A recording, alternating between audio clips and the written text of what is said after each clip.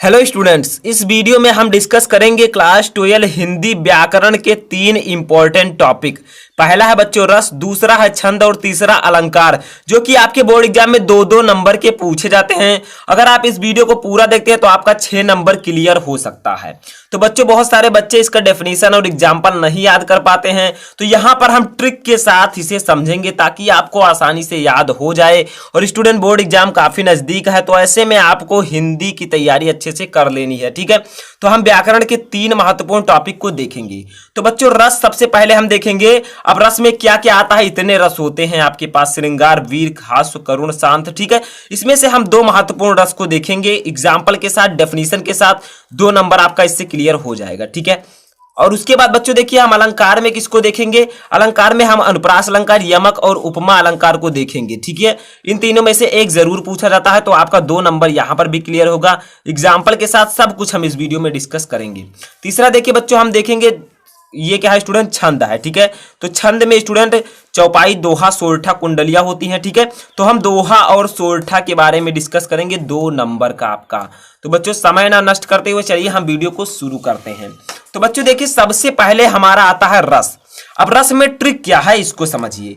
रस में एक स्टूडेंट शब्द आता है जिसका नाम है बच्चों अस्थाई भाव। ठीक है, अब सोच रहे होंगे अस्थाई भाव क्या है, यही इसका ट्रिक है बच्चों, अस्थाई भाव। ठीक है, रस का अस्थाई भाव होता है, जैसे कई रस तो होते हैं। अब देखिए बच्चों रस जैसे हास्य रस, करुण रस। ठीक है, तो हास्य रस का अस्थाई भाव क्या होता है बच्चों, हास्य रस का अस्थाई भाव होता है हास। ठीक है, यही इसकी ट्रिक है, अभी मैं आपको बताऊंगा डेफिनेशन कैसे आपको इससे बनाना है। दूसरा देखिए बच्चों करुण रस का अस्थाई भाव होता है बच्चों शोक। ठीक है, और भी अगर आप रस के अस्थाई भाव जानना चाहते हैं तो उनको भी मैं आपको बता देता हूं बच्चों। अब श्रृंगार रस का अस्थाई भाव होता है रति। ठीक है, इनका भी आप डेफिनेशन इसी प्रकार लिख सकते हैं जैसे मैं अभी ट्रिक से बताऊंगा आपको। दूसरा बच्चों वीर रस का उत्साह, शांत रस का निर्वेद। ठीक है, तो देखिए कैसे आपको अस्थाई भाव से ट्रिक बनाना है, देखिए मैं आपको सिंपल बताने जा रहा हूं। तो देखिए स्थाई हम रस में 2 रस यहां पर डिक्लेयर करेंगे एग्जाम्पल के साथ। सबसे पहला रस आता है हास्य रस। ठीक है, तो हास्य रस को पहले हम डिस्कस कर लेते हैं बच्चों। तो हास्य रस का डेफिनेशन मैंने लिखा है, उदाहरण मैं आपको बताऊंगा। ठीक है, तो देखिए बच्चों हास्य रस का डेफिनेशन क्या होता है, देखिए कैसे बनाना है आपको डेफिनेशन ट्रिक से। ठीक है, और ये आपको पूरे नंबर देगा। देखिए हास्य रस का स्थायी भाव हास है, मैंने आपको अभी ऊपर बताया डेफिनेशन में, आप यही लिखिए। ठीक है, जब हास नामक अस्थाई भाव विभाव, अनुभव और संचारी भावों से संयोग करता है तो हास्य रस कहलाता है। देखिए डेफिनेशन आपका बन गया। ठीक है, ऐसे आपको अगर आप करुण रस का लिख रहे हैं तो करुण रस का स्थायी भाव शोक है, जब शोक नामक हास के स्थान पर शोक कर दीजिएगा। ठीक है, नामक स्थायी भाव विभाव, अनुभव और संचारी भावों से संयोग करता है तो क्या होता है, करुण रस का निर्माण होता है। ठीक है, अब अगर बच्चों आपको वीर रस लिखना हो तो आप ऐसे डिफिनेशन बना सकते हैं, वीर रस का स्थायी भाव उत्साह है, जब उत्साह नामक स्थायी भाव, ऐसे आप लोग लिख सकते हैं। ठीक है, तो बच्चों पहले हम डिस्कस करेंगे हास्य रस के बारे में। ठीक है, तो इसका डेफिनेशन आप लोगों को समझ में आया, आप किसी भी डेफिनेशन को ऐसे बना सकते हैं, यही इसकी ट्रिक है। किसके जरिए, संचार यानी कि अस्थाई भाव के नाम से। ठीक है, जैसे यहाँ पर हास नामक अस्थाई भाव विभाव से संयोग करेगा। ठीक है, तो ऐसे आप लोग एक डेफिनेशन के जरिए सभी का ट्रिक समझ सकते हैं। अब बच्चों हास और रस का एग्जाम्पल चलिए हम देखते हैं क्या है।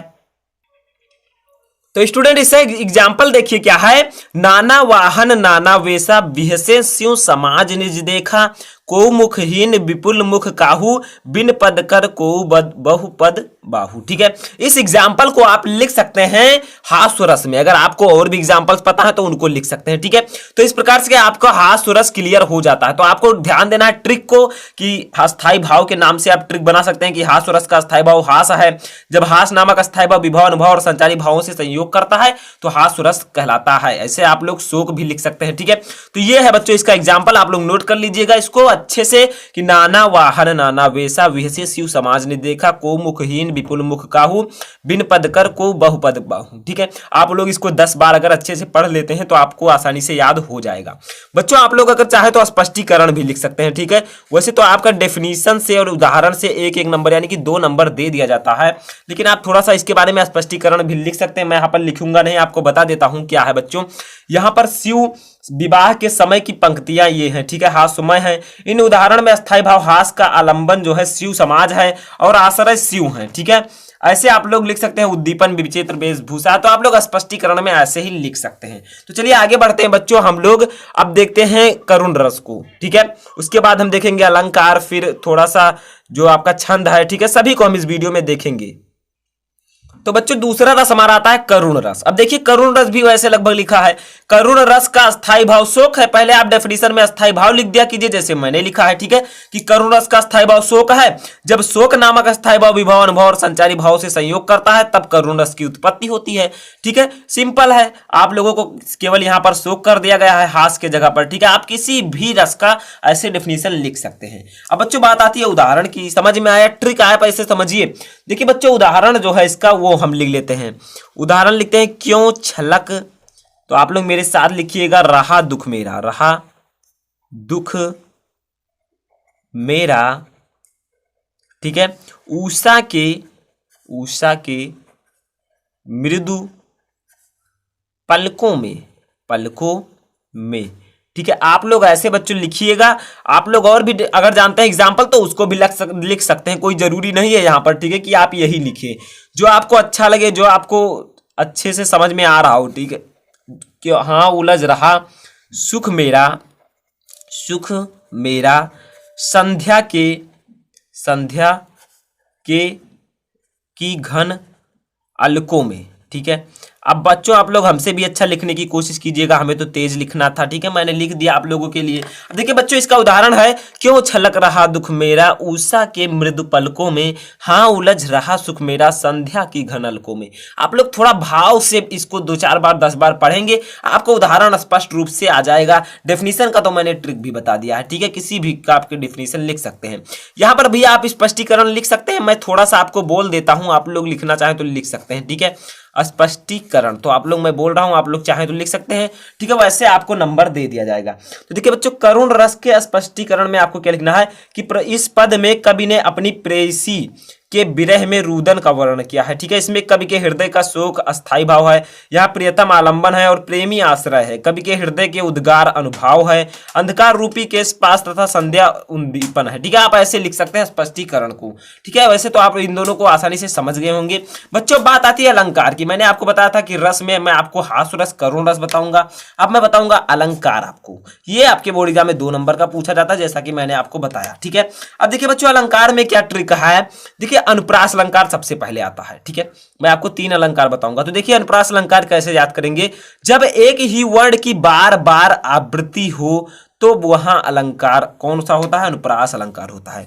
बच्चों अगर एक ही वर्ण बार बार आ रहा है तो वहां पर आपका कौन सा अलंकार होगा, अनुप्रास अलंकार, ठीक है। उदाहरण मैं आपको बता देता हूं इसका। देखिए बच्चों इसका उदाहरण बहुत ही सिंपल सा है, मैं लिख देता हूं, चारु चंद्र की चंचल किरणें, ठीक है, खेल रही थी जलथल में, खेल रही थी जलथल में। बच्चों बहुत ही सिंपल सा ये आपका है, कैसे, चारु चंद्र की चंचल किरणें खेल रही थी जल थल में। कितना सिंपल है बच्चों। अनुप्रास अलंकार में क्या होगा, जब एक ही वर्ण की बार बार आवृत्ति हो तो वहां अनुप्रास अलंकार होगा। देखिए इसमें चा जो आ रहा है बच्चों, चारु चंद्र की चंचल, ठीक है, चा जो है कई बार आ रहा है, अतः यहां अनुप्रास अलंकार है, ठीक है, समझ में आ रहा है। चारु चंद्र की चंचल किरणें खेल रही थी जलथल में। अब बच्चों यहां पर आपका हो जाता है अनुप्रास अलंकार। आप भी लिख सकते हैं और भी कि कानन कठिन भयंकर भारी घोर घाम हिमवारी बिचारी, ठीक है। तो ऐसे आप कोई भी एग्जाम्पल लिख सकते हैं, मैंने यहाँ पर बताया सिंपल एग्जाम्पल। अब देखो स्पष्टीकरण यहाँ पर लिखना होगा, आप लोग छोटा सा लिख दीजिएगा। क्या लिखना आपको कि इन पंक्तियों में चा वर्ण की बार बार आवृत्ति हुई है, अतः यहाँ अनुप्रास अलंकार है। बस इतना सा लिखना है आपको। चा वर्ण की बार बार आवृत्ति हुई है, अतः यहाँ अनुप्रास अलंकार। यानी कि स्पष्टीकरण में आपको लिखना होता है कि उदाहरण में आपने क्या बताया है, तो जैसे चा वर्ण की बार बार यहाँ पर आवृत्ति हुई है तो ये अनुप्रास अलंकार है, ठीक है। तो अनुप्रास अलंकार आया समझ में, जब एक ही वर्ण की बार बार आवृत्ति हो तब वहां अनुप्रास अलंकार होता है, ठीक है। चलिए बच्चों हम आगे बढ़ते हैं अपने दूसरे अलंकार पर, वो क्या है। तो स्टूडेंट हमारा दूसरा अलंकार है यमक अलंकार। अब यमक अलंकार या अनुप्रास अलंकार और जो मैं आपको बताऊंगा तीनों में से एक ना एक पूछा जाएगा, ठीक है। तो आप लोग क्लियर कर लीजिए। यमक अलंकार क्या होता है बच्चों? जब एक ही शब्द दो या दो से अधिक बार आता है और उसका भिन्न भिन्न अर्थ हो, ठीक है, तो वहां यमक अलंकार होता है। बच्चों ये यमक अलंकार जो मैंने लिखा है इसको आप ब्लैक पेन से लिखिएगा ताकि अच्छा लगे, ठीक है। तो सिंपल है, अगर बच्चों एक ही शब्द दो या दो से अधिक बार आए किसी पंक्ति में, ठीक है, और भिन्न भिन्न अर्थों में प्रयुक्त हो, यानी कि उसका अर्थ भी भिन्न भिन्न हो, तो वहां यमक अलंकार होता है। अब बच्चों यहां पर आप इसे डिफिनीशन से अच्छे से समझ सकते हैं, ठीक है, यमक अलंकार को। जिसे देखिए बच्चों, काली, ठीक है, घटा का घमंड घटा, ठीक है, समझ में आया? काली घटा का घमंड घटा, नभ मंडल, ठीक है, और तारक वृंद खिले,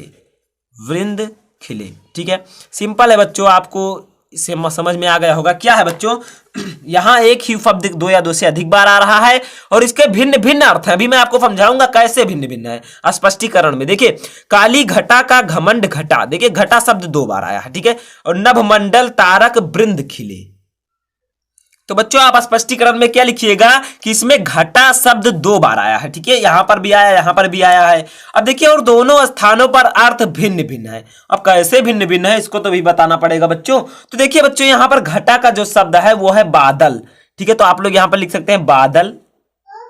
और एक घटा का शब्द है बच्चों घट गया, इसका अर्थ है स्टूडेंट घट गया, ठीक है, घट गया या फिर कम हो गया। काली घटा का घमंड घटा, नभ मंडल तारक वृंद खिले, ठीक है। तो स्पष्टीकरण में आप सिंपल लिखिए, इसमें घटा शब्द जो है दो बार आया है और दोनों स्थानों पर अर्थ भिन्न भिन्न है। एक का अर्थ है बादल, इसका अर्थ है बादल, और इसका अर्थ है घट गया, इसका अर्थ है घट गया। सिंपल है, बोलने पर भी लग रहा होगा कि काली घटा का घमंड घटा, काली बादल का घमंड घट गया, ठीक है। तो ऐसे आप लोग बच्चों लिख सकते हैं, सिंपल है, मैं आपको समझा रहा हूं। अब देखिए बच्चों, आपका तीसरा आता है अलंकार, वो है उपमा अलंकार। अब इसको भी हम समझ लेते हैं, जब सबको समझ लिया है, ठीक है। जब उपमेय और उपमान की समानता के आधार पर तुलना की जाए तो वहां उपमा अलंकार होता है। बच्चों क्या किया जाए, जब उपमेय में उपमान का, ठीक है, उपमेय क्या है बच्चों, जिसकी तुलना की जाए, उपमान क्या है, जिससे तुलना की जाए, ठीक है। तो जब उपमेय में उपमान की समानता के आधार पर तुलना की जाए तो वहां उपमा अलंकार होता है। या फिर आप लिख सकते हैं, जब किसी वस्तु की उसकी समानता के आधार पर तुलना की जाए तो वहां उपमा अलंकार होता है। बच्चों अब हम समझते हैं इसको उदाहरण से, ठीक है, उदाहरण सबसे अच्छा होता है आप लोगों के समझने के लिए। तो देखिए बच्चों, इसका उदाहरण हम लिख सकते हैं, हरि पद कोमल कमल से, हर पद कोमल कमल से, ठीक है। तो बच्चों ये है आपका एक सिंपल सा और प्यारा सा उदाहरण।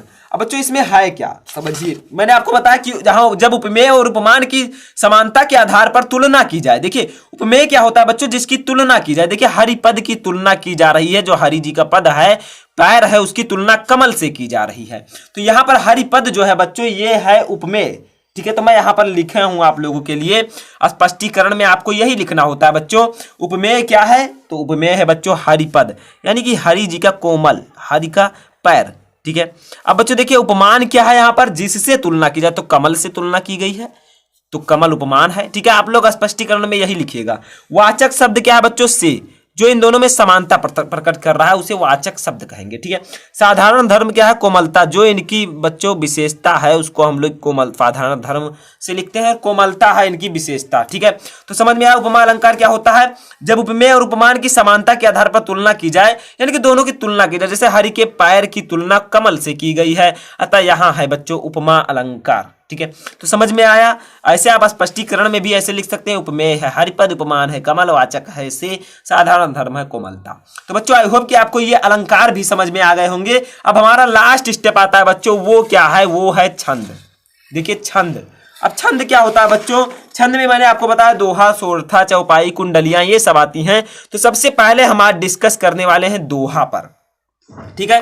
तो बच्चों दोहा के बारे में मैं आपको ऑलरेडी भी बता चुका हूं, लेकिन मैं आपको इसमें पूरा वीडियो आपको समझाऊंगा। ये भी आपके 2 नंबर का पूछा जाता है छंद, ठीक है।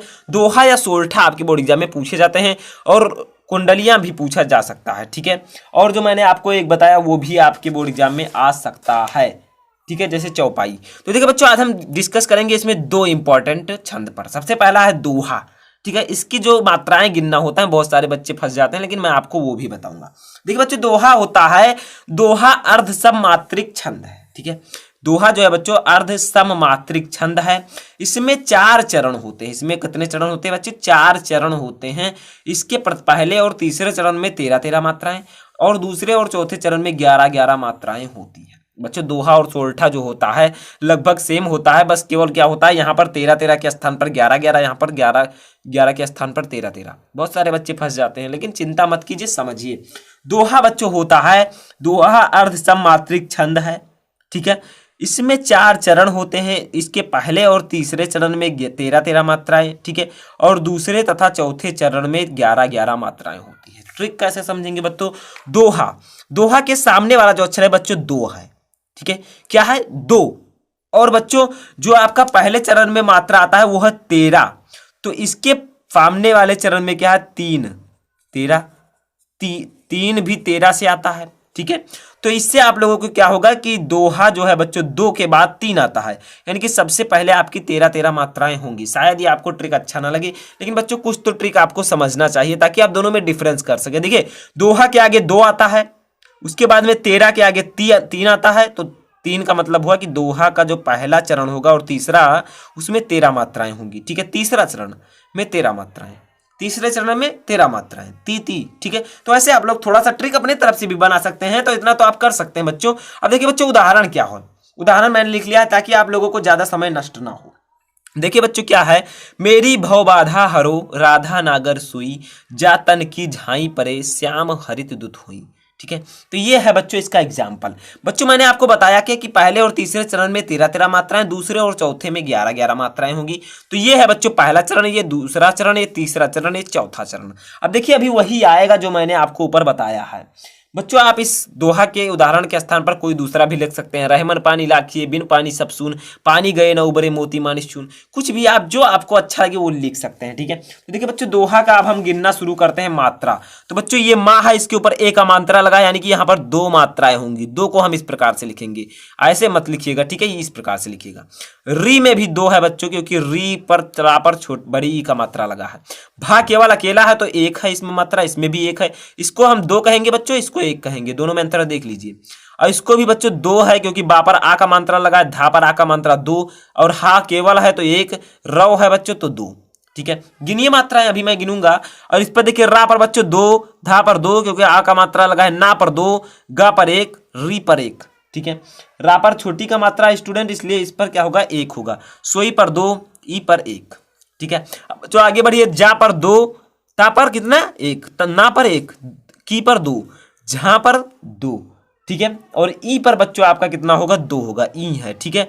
और पा पर होगा बच्चों 1, और रे पर आपका होगा बच्चों 2, ठीक है। श्याम पर होगा स्टूडेंट आपका 2, यहां पर 2 रहेगा, श्या पूरा मिलाकर, ठीक है। और मुंह पर रहेगा बच्चों 1, ठीक है। हा पर 1, रा पर 1, ता पर 1, दू पर 1, ती पर 1, ठीक है। अब दू पर यहाँ पर 1, ती पर 1, और हो पर बच्चों 2, और बड़ी ई पर आपका, छोटी ई यहाँ पर रहेगा स्टूडेंट हुई पर, तो आप लोग यहाँ पर 1 लिखिएगा, ठीक है। तो इतने आप लोग ऐसे मात्राएं बता सकते हैं। देखिए मेरी भव बाधा हरो, इसमें कितनी मात्रा है? 2, 2, 4, 1, 5, 1, 6, 2, 8, 2, 10, 11, 2, 13। तो मैंने आपको बताया था कि पहले चरण में आपकी 13 मात्राएं होंगी। दूसरे चरण में देखिए राधा नागर सोई में 2, 2, 4, 2, 6, 1, 7, 1, 8, 2, 10, 11, इसमें हो गया 11 मात्रा। समझ में आ रहा है? सिंपल है बच्चों। पहले और तीसरे चरण में भी देखिए 13-13 होंगी। ये तीसरा चरण आता है बच्चों, इसमें क्या? 2, 1, 3, 1, 4, 2, 6, 2, 8, 2, 10, 11, 2, 13, इसमें भी 13 है। तो पहले और तीसरे चरण में कितनी है? 13-13 मात्राएं। और दूसरे और चौथे चरण में गिन लेते हैं, 2, 1, 3, 1, 4, 1, 5, 1, 6, 1, 7, 1, 8, 2, 10, 11, तो 11 इसमें हो गया। यानी कि पहले और तीसरे चरण में 13-13 मात्राएं, दूसरे और चौथे चरण में 11-11 मात्राएं होंगी, वो दोहा होगा। तो देखिए बच्चों, मेरी भव बाधा हरो राधा नागर सुई, जा तन की झाई परे श्याम हरित दुत हुई, ठीक है। सिंपल सा एक एग्जाम्पल है, याद कर लीजिएगा, और ऐसे आप लोग इसकी जो है काउंटिंग करिएगा। चलिए बच्चों हम आगे बढ़ते हैं अपने लास्ट टॉपिक पर, जो कि है छंद का दूसरा टॉपिक, सोरठा। तो बच्चों हमारा दूसरा इंपॉर्टेंट छंद है सोरठा। दोहा और सोरठा में से एक पूछा जाता है। तो देखिए बच्चों सोरठा क्या है, वो भी लगभग इसी की तरह है, बस इसका थोड़ा सा उल्टा है मात्राएं, ठीक है। कैसे?